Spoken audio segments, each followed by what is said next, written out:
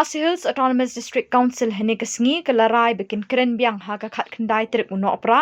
ha ka be day begajing dawa jengkilai tri ki polling station ban pen kenria biang yeki Shamau Shindut constituency ha kini ke election MDC. Habakren bikila pathai khubor Deputy Chief Executive Member ke KHADC ba PNCM ulai thu bahadin ke jeng kendu bikin yalam ke JAC kila menjur bikin bishar biang ye ke jing dawa jong ke JAC. Ni sukman beda mangkat iba atil lukain mula juga lingate iba Karnes Pak Victor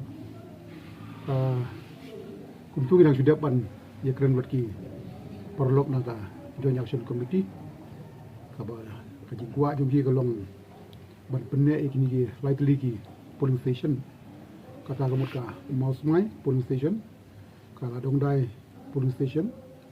kami say polling station bakin nang ne apa ka 29 Mountain Road MDC constituency. Nomor kumpa pilatif bi bahaga yung dorbar nga pas eta dimension amendment bill pada ka ba asen do daw governor ka bagini gilai teligi polling station ka mau semai kala dongdai kami say nga penhap biang syaka 28 Rambrai Jengam constituency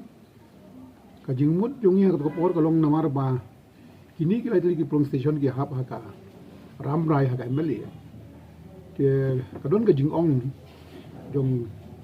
katu kami jong ba balai ngimbu lang be haju bat MLA bat MDC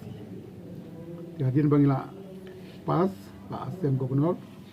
ka along ain menta dan kini ki perlok kumbang pau menta resmi ki babon ki mohon ya kanika